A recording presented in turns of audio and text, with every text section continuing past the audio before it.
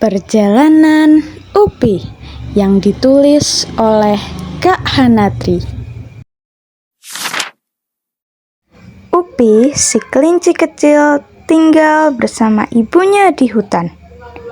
Ia sangat sayang dengan ibunya, sehingga ia tidak pernah ingin berteman dengan siapapun kecuali ibunya. Suatu pagi yang cerah, ibu mengajak Upi membersihkan rumah. "Upi, tolong ambilkan sapu di gudang ya," kata ibu sambil membersihkan meja makan. "Baik, Bu," jawab Upi dengan semangat. Upi pun berlari ke gudang untuk mengambil sapu. Aduh, Upi baru saja menginjakkan kaki meninggalkan rumah. Tiba-tiba Upi mendengar ibu mengadu. Buru-buru ia kembali ke rumah. "Ya ampun, ibu kenapa?" Dia jongkok mendapati ibunya sedang kesakitan memegang kakinya. Tadi, ibu ingin menaruh cangkir di atas lemari. Kursi tempat berpijak terguling, dan ibu jatuh terpeleset. Jawab ibu. "Aduh, bagaimana ini?" Upi kebingungan. "Bantu ibu berjalan ke tempat tidur, Upi." Ibu meringis kesakitan. Upi mempapah ibu ke tempat tidur.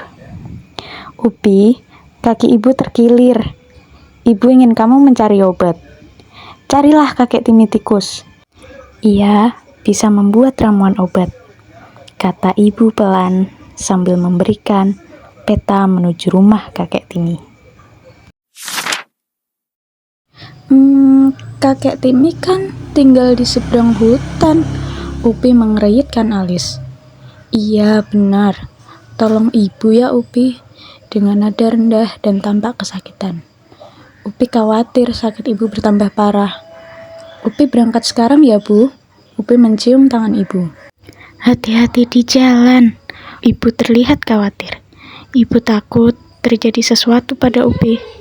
Tapi Upi harus melakukan sesuatu tanpa ibunya. Upi sebenarnya takut pergi sendirian. Ia tidak pernah pergi jauh dari rumah. Hutan tampak begitu menakutkan. Ada suara-suara aneh yang belum pernah ia dengar. Upi menutup telinga dan terus berjalan. Upi mengikuti peta yang diberikan ibu. "Wah, aku sudah sampai sungai," seru Upi senang. "Hai, kamu siapa?" sapa seekor berang-berang yang berenang ke tepian sungai. Namaku Upi," jawab Upi gemetar. Selama ini ia tidak pernah berbicara dengan hewan lain. "Namaku Bea. Apa yang kamu lakukan di sini?" tanya Bea. Aku ingin menyeberang, tapi air sungai deras sekali," jawab Upi pelan. "Yuk, kuantar kamu ke seberang." Bea menarik rakit kecil di dekatnya. "Benarkah?" Wajah Upi tampak senang. Bea mengangguk dan meminta Upi segera naik ke atas rakit. "Kamu bisa tinggal di air?" tanya Upi heran. "Bisa dong.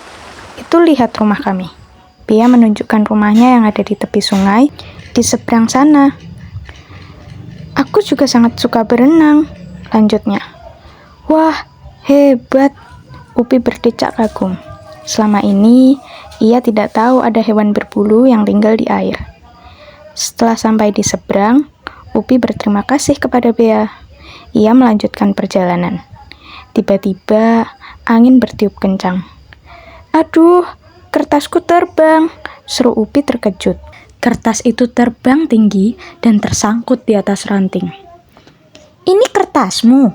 tanya tupai yang ada di atas pohon. Iya," jawab Upi gugup. "Nih, aku ambilkan untukmu." Tupai itu dengan cepat melompat turun. "Terima kasih." "Kamu tinggal di atas pohon?" tanya Upi lagi-lagi ia keheranan. "Iya, lihat, itu rumahku." Tupai menunjuk ke atas pohon. Terlihat rumah mungil dari kayu. Rumah itu tampak asri, berhiaskan berbagai bunga. "Kamu mau pergi ke suatu tempat ya?" tebak tupai. Upi mengangguk. Kapan-kapan main ke rumahku ya. Namaku Tupa. Tupa memperkenalkan diri. Aku Upi, jawab Upi senang. Mereka berdua pun berpisah. Upi berjalan kembali mengikuti petunjuk dalam kertas. Aduh, ini kan tebing. Upi sangat terkejut. Ia hampir saja terjatuh. Bagaimana ini? Aku harus kemana? Upi menangis kebingungan. Loh, kenapa kamu menangis? Seekor burung besar terbang, turun dan mendekati Upi. Hai, Upi terlonjak ketakutan. Jangan takut, namaku Ale, si elang. Kamu butuh bantuan? Tanya Pak Ale mencoba menenangkan. Iya Pak, aku ingin menuju hutan seberang. Ke tempat kakek Timi untuk meminta ramuan obat, jawab Upi.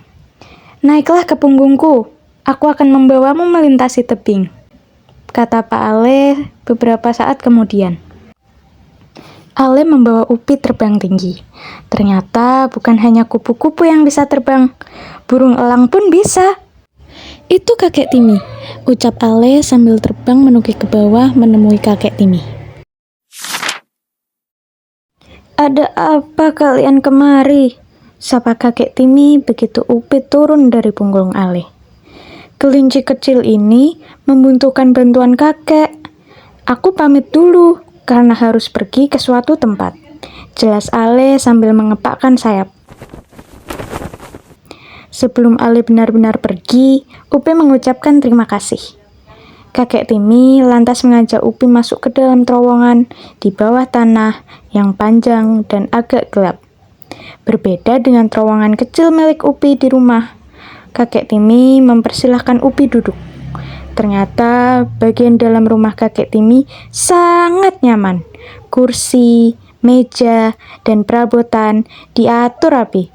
Di ruang bagian tengah, banyak guci dan wadah berisi berbagai tanaman obat. Upi menceritakan tentang ibu yang jatuh dan terkilir. Kakek segera meracik obat. Beberapa dedaunan dicampur rempah, kemudian direbus bersama air sampai mendidih. Kruk-kruk, perut Upi berbunyi. Seharian, Upi belum makan. Kakek tadi membuat bubur. Kamu mau mencobanya? Ujar kakek Timi mendengar perut Upi berbunyi. Iya kek, jawab Upi tanpa malu-malu. Ia pun makan bubur sayur yang diberi rempah. Kakek tersenyum melihat Upi dengan lahap menghabiskan buburnya. Tak berapa lama, kakek Timi selesai membuat ramuan obat yang dimasukkan ke dalam botol. Kakek meminta bantuan burung elang bernama Digo untuk membawa Upi pulang. Sampai di rumah, Upi segera memberikan obat pada ibu. Upi bahagia bisa membantu ibunya. Tadi aku bertemu banyak hewan, cerita Upi setelah ibu meminum ramuan kakek Timi. Ada Tupa, Bea, Ale, kakek Timi, dan paman Digo. Mereka semua baik dan ramah. Upi bercerita penuh semangat. Ale dan paman Digo bisa terbang tinggi. Kakek Timi tinggal di dalam tanah. Rumahnya sangat nyaman. Rumah Bea di sungai. Dia pandai sekali berenang. Tupa tinggal di atas pohon. Dia sangat lincah. Besok aku ingin bermain dengan mereka. Upi bercerita panjang lebar. Sesekali ia tersenyum, sesekali tertawa senang. Itu bagus sekali, Upi. Ibu tersenyum lebar, meski kakinya masih terasa sakit. Jadi, pesan moral yang dapat kita ambil dari cerita Upi adalah jangan takut untuk berani mencoba hal baru, karena dari keberanian dan kebaikan hati, kita bisa menemukan teman, pengalaman, dan kebahagiaan baru.